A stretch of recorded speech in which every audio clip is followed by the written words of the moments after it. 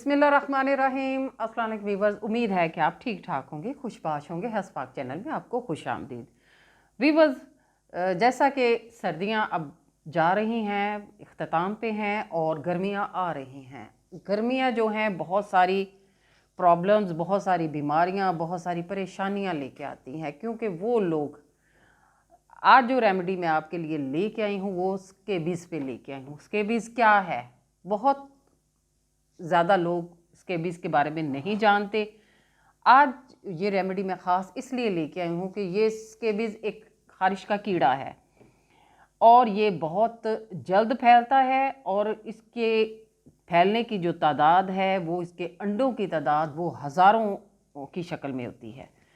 ये कीड़ा जो है, ये जरासीम जब किसी को लग जाता है तो हमें इस चीज़ की पहचान नहीं होती कि ये खारिश हमें किस चीज़। पहले मैं खून के हिद्दत के मुतालिक जो है, खारिश जो खून की हिद्दत की वजह से होती है उस पर मैंने रेमेडी बता चुकी हूँ। आज जो रेमेडी है मेरी वो है स्केबीज़ वाली खारिश। स्केबीज़ जो है वो अक्सर बच्चों से भी, क्योंकि स्कूल में जो बच्चे जाते हैं उनसे भी बच्चों में फैल जाती है, और उसके अलावा घर का कोई फ़र्द बाहर से किसी ना किसी वजह से जो खारिश वाला कीड़ा है वो अगर लग जाता है तो वो फैलता बहुत जल्दी है। ये बीमारी ऐसी है ये स्केबीज़ की कि घर में अगर तमाम अफराद अगर रह रहे हैं इकट्ठे, तो अगर किसी को है और नहीं इसकी नॉलेज नहीं है, नहीं पता कि ये खारिश किस वजह से हो रही है, तो वो तमाम अफराद घर वाले जो है वो उसमें मुब्तला हो जाते हैं, और ये बड़ी तकलीफ़ दे खारिश होती है। इतनी तकलीफ़ दे होती है कि ये दिन में भी किसी ना किसी पार्ट पे रहती है, और रात को इतनी इसकी शिद्दत हो जाती है गर्मियों में। सर्दियों में क्योंकि ये कीड़ा सुस्त हो जाता है, उसका उस तरह अटैक नहीं होता जितना कि वो गर्मियों में पसीना आने पे वो उसमें शिद्दत बहुत ज़्यादा हो जाती है।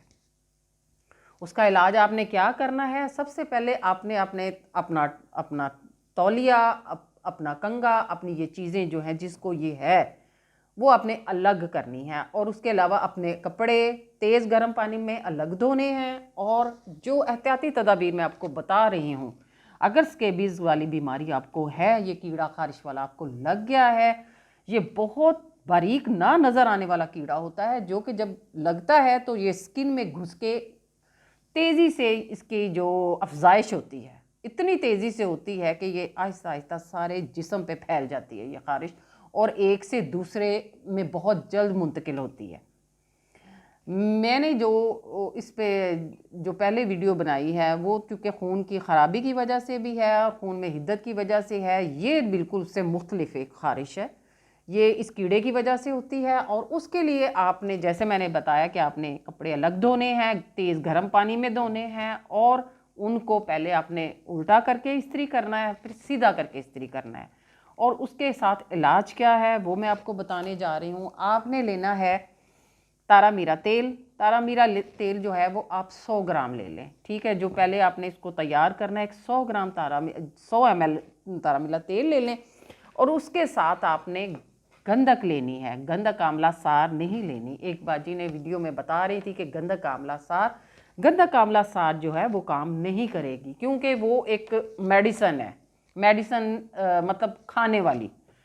तो अगर इसको प्रोसेस करके उसको गंधक आंवला सार बनाया जाता है, जबकि गंधक जो है वो एक आतिशी मादा है और ये एक जहर भी है। जब इसको प्रोसेस हम करते हैं हुक्मा हजरात, तो फिर ये मेडिसन में आ जाता है, मतलब इसको हम अपनी मेडिसन में इस्तेमाल करते हैं।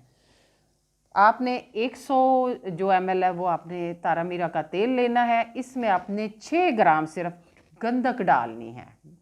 गंधक डालने के बाद आपने 6 ग्राम गंधक का पाउडर जो है, अगर पाउडर आप पिसा हुआ लेके आएँ तो वो ज़्यादा बेहतर होगा, क्योंकि गंधक को घर में जो लोहे वाला कोई बर्तन है उसमें आपने इसको नहीं पीसना। आपने इसको पत्थर वाले या जो लकड़ वाला होता है उसमें पीसें। अव्वल तो मैं आपको यही कहूँगी कि आपने पाउडर की शक्ल में गंधक लेके आनी है। उसका एक जो टीस्पून है ना, 6 ग्राम की उसकी मिकदार बनेगी, वो आपने इस तेल में डाल लेना है, और इसको आपने अपने तमाम जिस्म पे रात को लगाना है, और अपने कपड़ों को आपने रोज़ाना धोना है। अगर आप चाहती हैं कि इससे जल्दी आपकी जान छूट जाए तो ये महलूल आपने बना के रखना है, और जब भी इसको इस्तेमाल करना है अच्छी तरह हिला के आपने तमाम जिस्म पे रात को लगाना है, और उसके बाद अपनी आँखों को, अपने मुंह को इससे बचाना है। अपनी बॉडी पे अच्छी तरह लगाने के बाद आपने सो जाना है। सुबह आपने नहाना है और नहाने के बाद आपने नए कपड़े पहनने हैं।